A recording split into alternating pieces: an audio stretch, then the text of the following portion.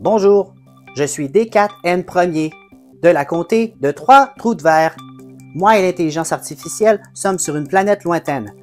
Aujourd'hui, des anciennes reliques ont atterri sur la planète. La tribu des Oxataya les attendait depuis des siècles. Aussitôt les sons atterris, la tribu de barbares de Jarek est partie à la course vers ces reliques, créant ainsi un conflit. Une seule tribu pourra obtenir les ou la ancienne relique disponible. Est-ce que ce sera les Zéros, cette tribu scientifique surdéveloppée, ou les Lérériens qui sortiront des profondeurs de la Terre via les marécages? Une chose est sûre, peu importe où les Circadiens atterriront, il y aura des conflits. Aujourd'hui, je vous explique Circadien, ordre du chaos. Cette vidéo est une présentation de La Revanche, la boutique officielle des Deux Pions.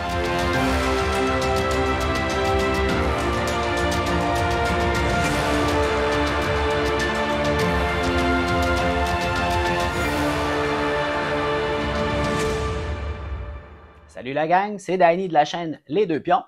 Aujourd'hui, je vous présente le jeu Circadien, ordre du chaos. Un jeu de 2 à 5 joueurs pour un public de 12 ans et plus d'une durée d'environ 2 à 4 heures. Oui, vous avez bien entendu. Il a été conçu par S.J. McDonald et Zachary Smith et dessiné par Sam Phillips. Sam Phillips qui a dernièrement dessiné le jeu Legacy of You ainsi que Adrian Wall.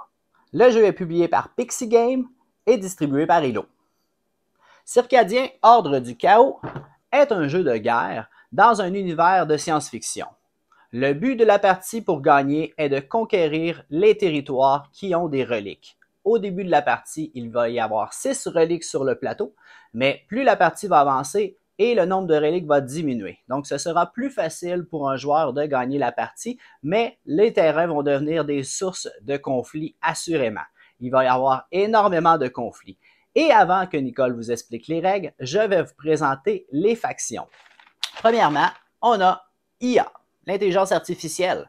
Son but, tout simplement, est de blesser les adversaires. Donc, elle va faire un point de gloire à chaque fois qu'une troupe adverse sera blessée. Par la suite, on a le peuple des Acheros. C'est un peuple scientifique. Leur but est d'obtenir le plus de science possible et ça peut être fait lorsqu'ils vont raser des bâtiments adverses pour obtenir les technologies de leur adversaire.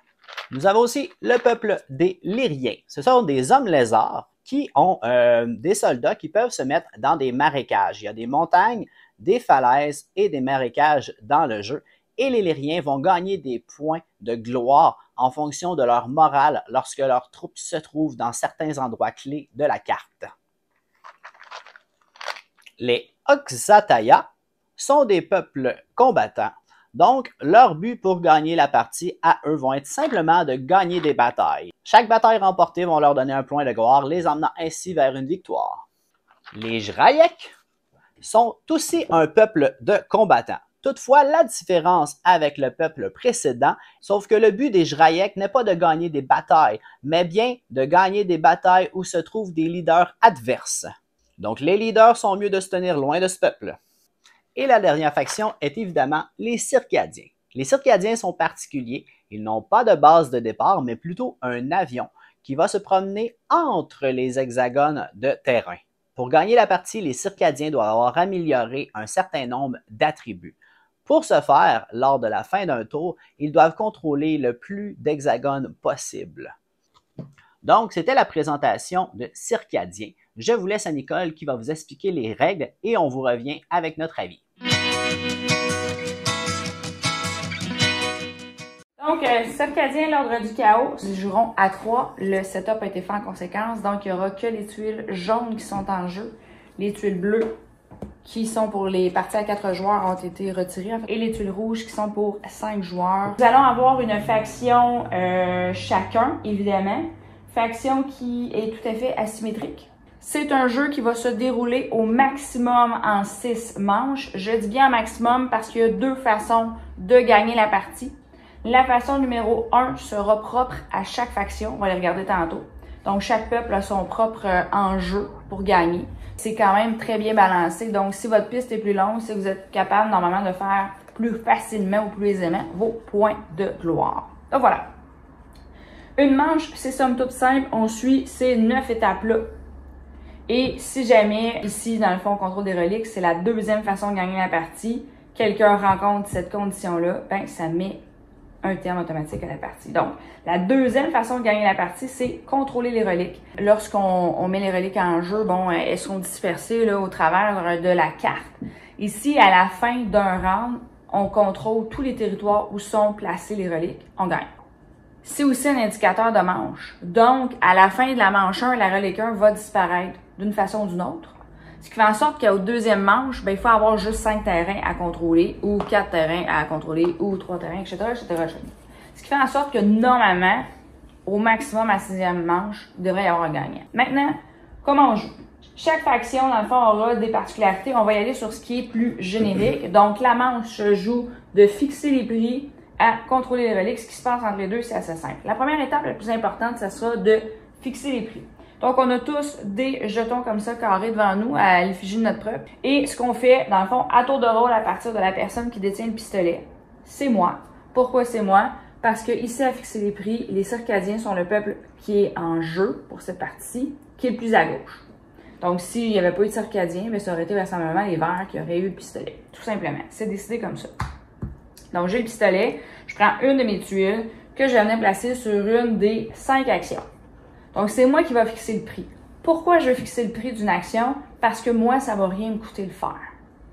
Donc, si, admettons, je vais absolument faire l'action découvrir, bien, je viens me placer ici. C'est mon marqueur. Comment je sais que c'est mon marqueur? C'est beige. Donc, si ça avait été un des tiens, il y aurait quelque chose en vert dessus. Et à ce moment-là, tantôt, quand on va réaliser les actions, ben moi ici, ça me coûte rien. Donc, parlons un peu des coûts.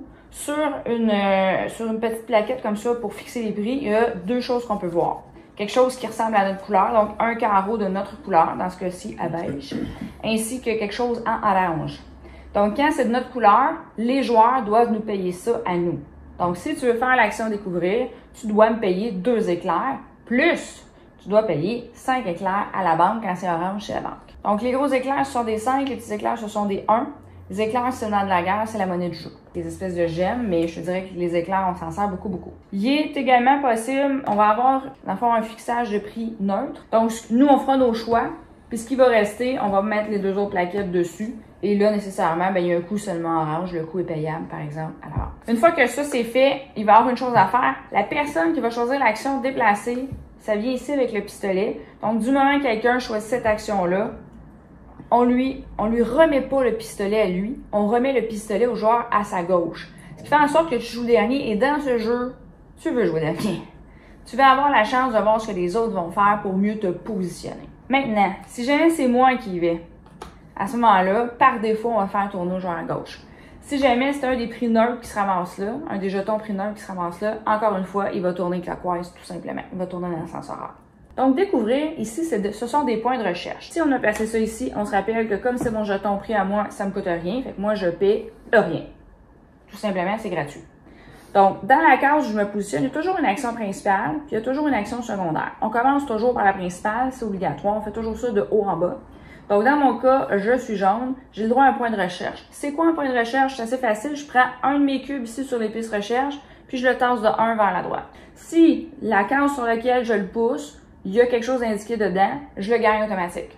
Si la case où je veux m'en aller, il y a un cadenas entre les deux, je dois payer le gemme pour débarrer le cadenas, sinon je ne peux pas y aller, point.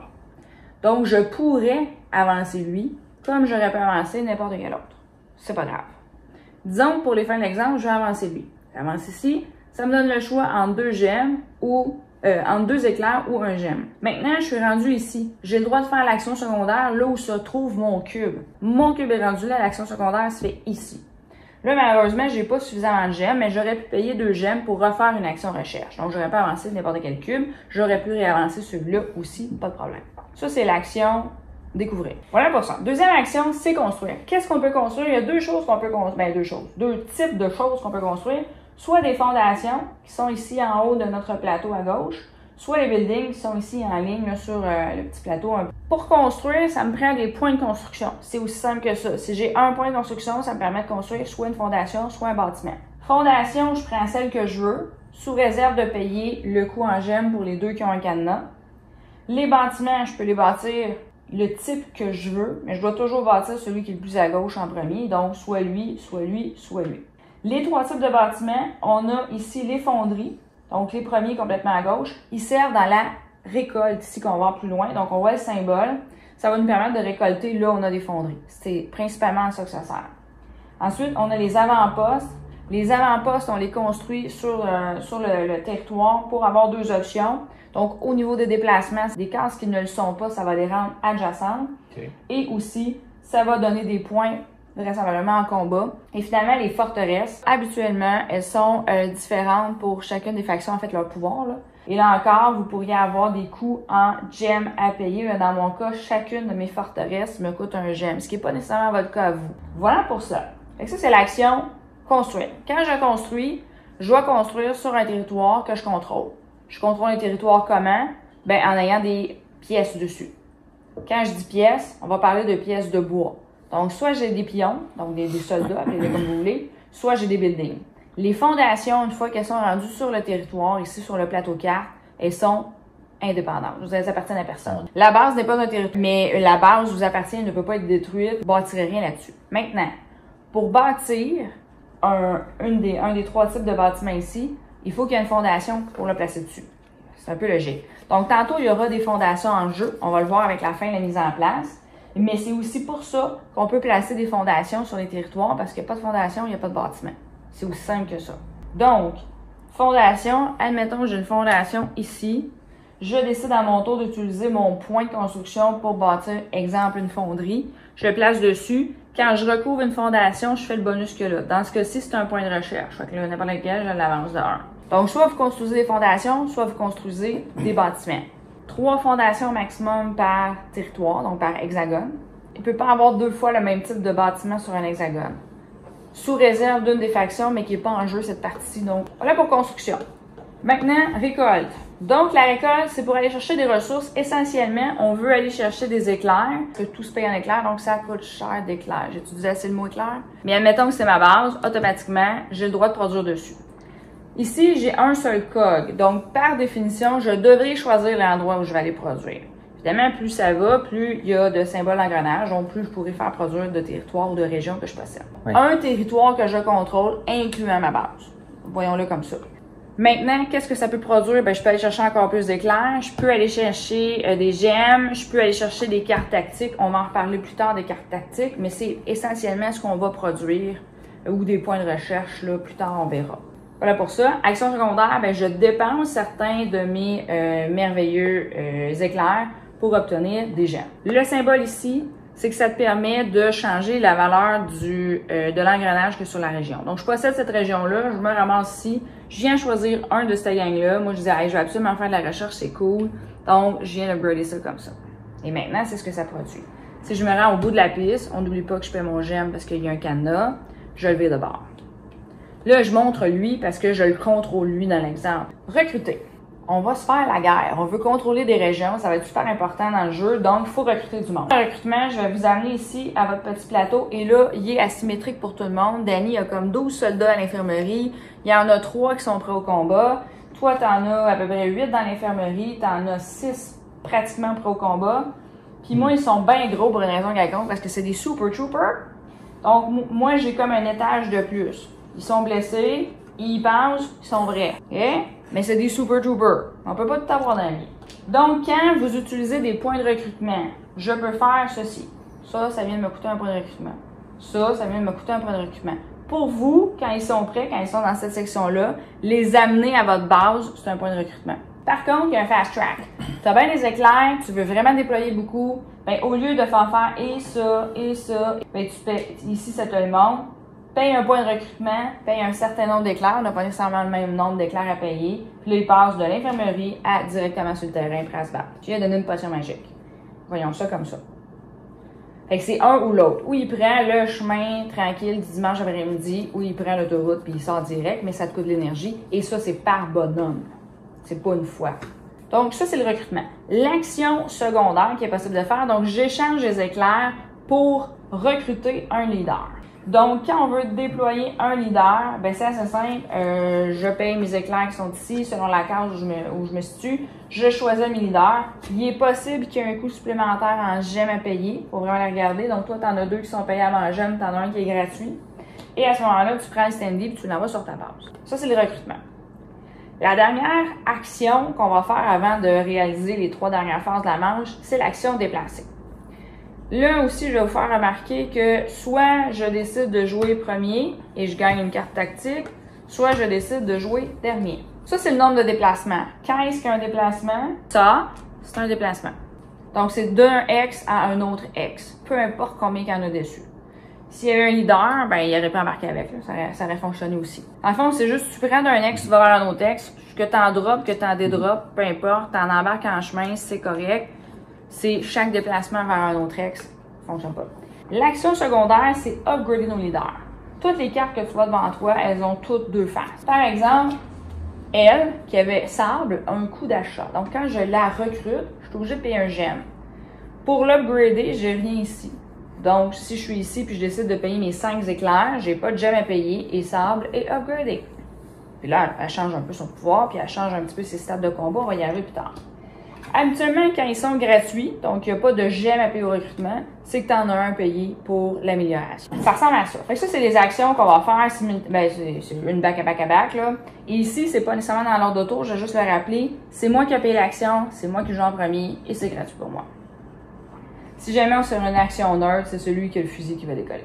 Mais on la fait toute. Si on veut payer, tu as le droit de dire « moi je la fais pas ». Point. Donc, une fois qu'on a tout fait ça, ça nous amène à combattre. Il y aura combat s'il y a plusieurs unités, en fait, s'il y a des unités de plusieurs factions sur un même hexagone. Danny, peux-tu m'amener des petits bonhommes, s'il vous plaît? On sait ici qu'il y aura combat. Mais avant de parler de combat, je vais finaliser un petit point sur le déplacement. Je suis ici, c'est à moi de me déplacer. Sur papier, je ne peux pas sortir de cet hexagone-là si je ne suis pas capable de laisser autant de pions que mon adversaire. Il m'immobilise, c'est 1 pour 1. Donc, comme il y en a 6, bien évidemment, je ne peux pas sortir, je suis immobilisé parce que j'ai beaucoup moins de valeur que lui. Si j'avais eu 8 bonhommes, ben j'en laisse 6, puis les 2 autres, je peux les sortir. À la fin de mes déplacements, je ne peux jamais avoir 2 leaders sur le même hexagone. Maintenant, les combats. Donc, les combats se font à l'aide du système de roulette là-bas. Donc, on a une roulette comme ça. Ce qu'on te demande, c'est d'être en mesure de placer tes trucs noirs ici vis-à-vis les barres. À la base, c'est ce qu'on a comme statistique pour combattre. C'est-à-dire 1, puis selon comment tu tournes ta roulette, ben ça va être les 1 puis 1 différents. Il y a 3 symboles importants à combat. Premier, c'est le point. C'est ta force brute de combat. Ça va déterminer qui gagne la bataille. Donc, évidemment, c'est celui qui a le plus de points. En cas d'égalité, c'est celui qui aura initié le combat qui va l'emporter. Tu as des points ici. Tu vas en avoir, exemple, sur tes leaders.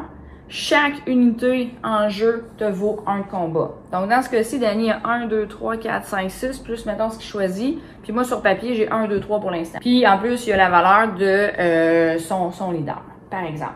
Il pourrait y avoir aussi des valeurs associées. Si j'avais un avant-poste ici, là, j'ai pas de fondation, là, mais pour les fins de l'exemple, si j'ai un avant-poste, on me dit symbole de fusil ici. Donc, symbole de fusil, ça me donne 2 forces. Donc là, je viens de tomber à 1, 2, 3, 4, 5. Ça fait moins mal, mon affaire. Ici, tu vas venir sélectionner quelque chose. Je vais te parler des autres symboles. Les autres symboles, tu vois, on a les boucliers, puis on a les petits symboles ici de cibles. Les cibles et les boucliers viennent ensemble et vont venir s'inviter à la partie une fois qu'on a déterminé le gagnant. Donc, on fait notre sélection, on détermine qui gagne, qui perd. Celui qui a le plus de points, bleu, c'est connu, bleu gagne, rouge perd. Moi, je trouve ça super bien fait, mais bon, personnellement.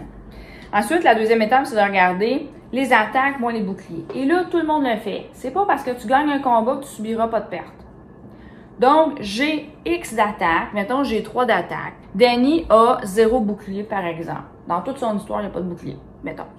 Donc, je lui fais 3 dégâts automatiques. Fait que lui, il vient faire 3 pertes. Ils s'en vont dans l'infirmerie. Il peut jamais y avoir plus de 4 pertes. Donc, si j'ai 3 cibles dans mes cartes, dans mes affaires, que Danny a 3 boucliers de son bord, je lui fais 0 perte. Et vice-versa, là. C'est pas parce que je gagne le combat qu'on me fait pas mes pertes à moi aussi. Moi aussi, on me les fait. Un, qui gagne le combat. Pourquoi le détermine là? Parce que c'est super important. Il y en a qui vont augmenter en gloire quand ils gagnent les combats. Notamment les mauves. Bien important pour eux autres. Les rouges aussi. Après ça, on va aller faire les pertes de tout le monde. On envoie le monde à l'infirmerie. 4 max à l'infirmerie. Jamais les leaders. Les leaders, ça se blesse pas. Les bâtiments, ça se blesse pas. Par contre, il est possible qu'ils passent dans mes pertes. Si, admettons, j'ai 4 pertes dans cette situation-ci, ça en fait 3, ça en fait 4. Ici, ben, le perdant, on voit ici ce qui doit se passer dans la secte. Revenons ici, 0 perte des deux côtés. Le perdant, donc le petit point rouge, on vient ici. Si mes soldats qui sont encore vivants doivent retraiter à ma base. Ensuite, mon leader, il est perdu. Fait que le leader, il est vraiment out. Là. Tu le ramènes sur sa carte, tu devras le recruter plus tard.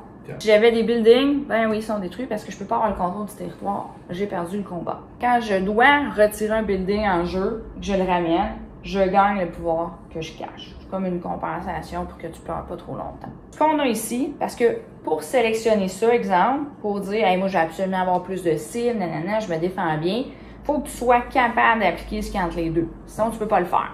Donc ici, le symbole, ça dit faut que tu aies au moins 4 soldats impliqués dans le combat. Sinon, tu peux pas aller là. Donc, plus 4 soldats, tu peux choisir ça. Le deuxième ici, tu dois payer un gemme et tu vas rouler un des 2 dés de combat. Les 6 faces des dés de combat sont ici, ils ont toute la même affaire. C'est beaucoup des points, quand même, puis il y a un petit bouclier qui traîne. Si tu peux pas payer la gemme, tu peux pas choisir ça. Puis quand on va, tu sais, dans le fond, tu comprends que c'est le principe, on fait ça en secret, puis ensuite on révèle, tu dois payer ton gemme et rouler ton dé, c'est ce que tu as sélectionné. Il n'y a pas d'option ici. Si tu fais ce choix-là, tu dois le réaliser. Ça, c'est partir dans le fond, c'est retraiter. C'est je veux pas me battre finalement, j'ai aucune chance de gagner. Puis on va toujours faire cette étape 1-là en premier. Puis on va dire qui gagne le combat. Clairement, moi je vais en retraite, donc c'est pas moi. Ensuite, qu'est-ce qu'on dit? Ben moi, mes soldats vont se redéployer, c'est ce symbole-là, et mon leader sera retourné à ma base. Un redéploiement, on confirme que c'est les mêmes règles que les règles de déplacement. Là, normalement, on se déplace à un ex adjacent. Par contre, ici, on te le montre, là où il y a tes avant-postes, tu as le symbole comme ça, c'est qu'on considère qu'un ex qui a un avant-poste dessus est adjacent à là où t'es. Donc ça devient adjacent. La règle du redéploiement, en fait, c'est que tu peux pas conquérir un nouveau territoire. Tu peux pas t'en aller à une place où t'es pas, tu redéploies, donc tu retraites, donc tu dois retraiter là où t'es. Au niveau des combats, il nous reste les cartes tactiques. Tu peux décider, si tu as des cartes tactiques dans tes mains, de jouer une de tes cartes tactiques en combat. Donc ça vient changer les valeurs, puis ça donne un pouvoir là où tu as le gun. Ça prend vraiment le symbole du gun pour l'appliquer pendant le combat.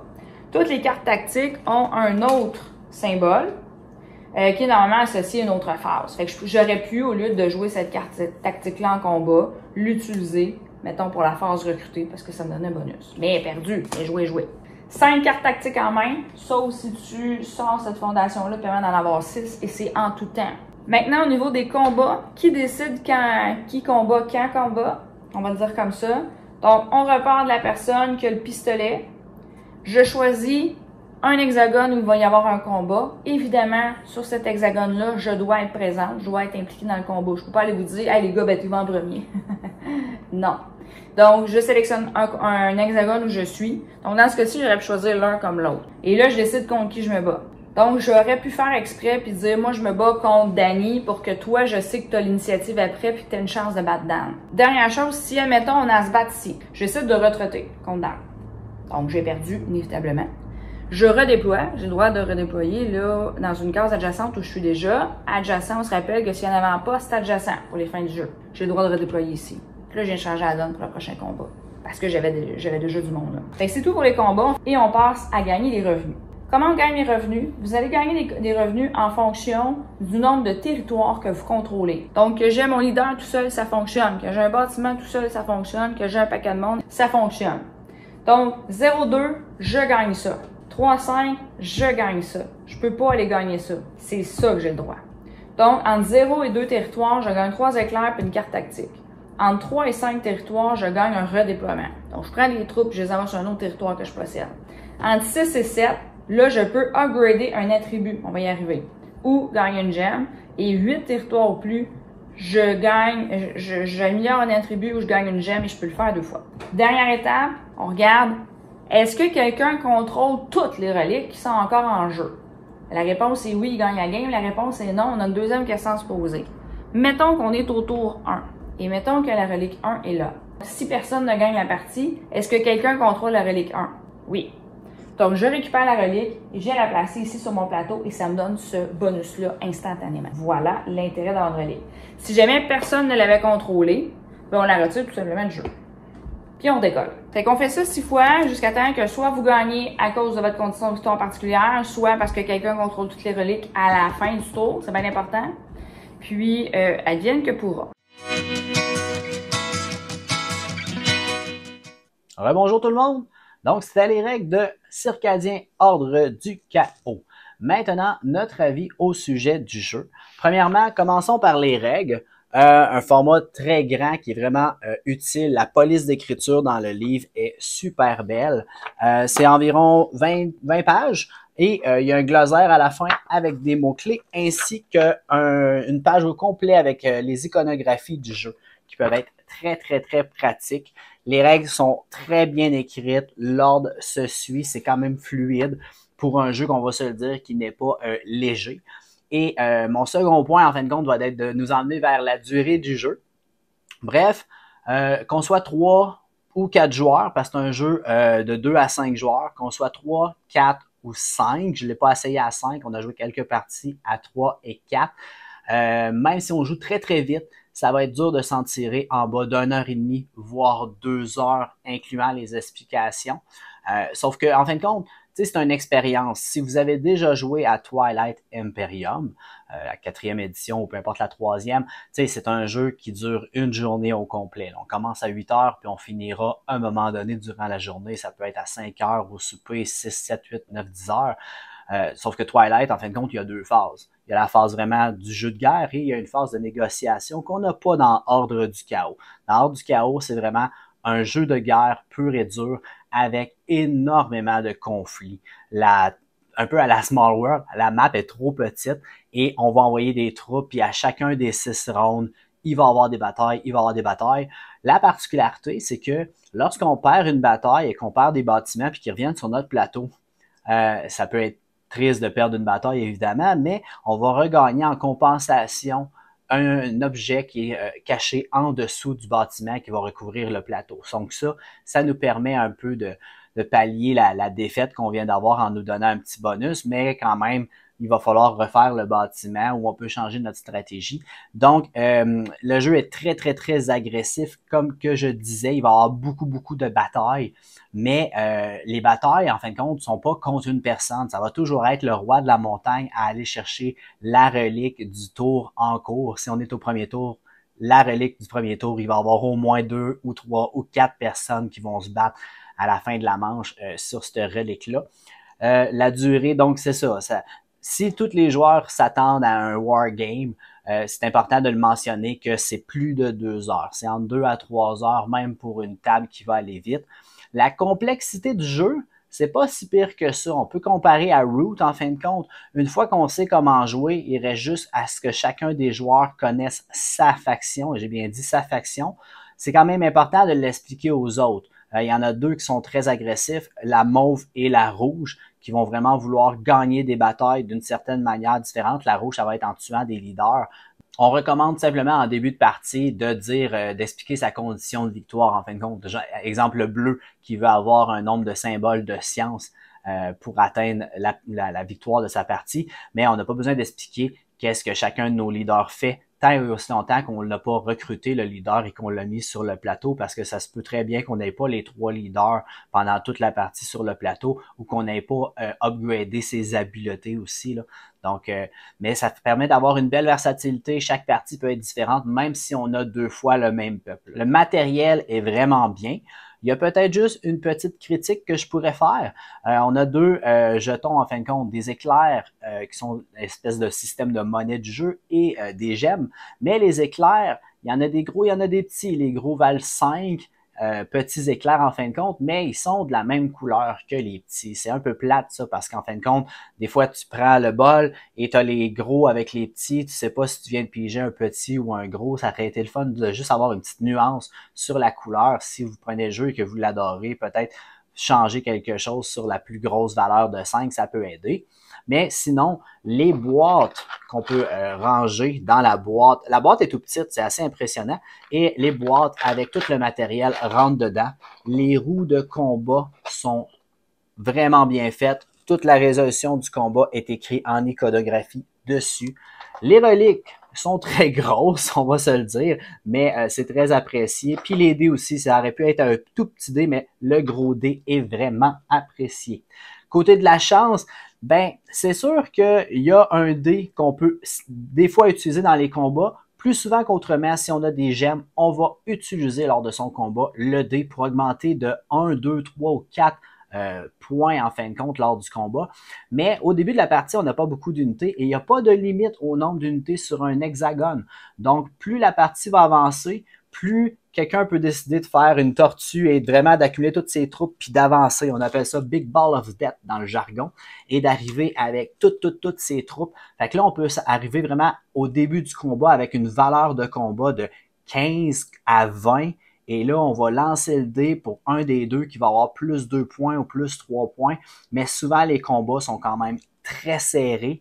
Ce qui m'amène à dire que des fois, ça peut être frustrant parce qu'on peut manquer un calcul d'un ou deux en fin de compte de faire comme « Ah, c'est vrai, tu avais un avant-poste qui valait 2. » Donc, c'est vraiment important lors des combats d'être bien concentré, de calculer toutes les troupes, de calculer les avantages de son peuple, de calculer l'avant-poste qui va donner 2 de force et finalement la valeur du dé, ainsi que les cartes tactiques qui peuvent avoir des textes lorsqu'on les joue pendant le combat s'il y a un pouvoir durant le combat. Mais somme toute, Circadien, Ordre du Carrosse, on a beaucoup apprécié. On va le mettre dans une niche à part parce que de 2 à 4 heures, c'est rare des jeux Wargame. On pourrait parler d'Eclipse, mais qui va souvent être plus court que ça. C'est sûr qu'on peut jouer à plus de joueurs à Eclipse, mais Circadien se démarque. Côté artistique, il est très beau. Sam Phillips qui dessine a vraiment fait un jeu original en termes de plume artistique. Donc, si vous avez aimé notre vidéo, on vous invite à cliquer sur le pouce et à vous abonner si vous voulez voir les nouveautés qui vont sortir sur la chaîne. Et alors, je vous souhaite une excellente semaine et à la prochaine!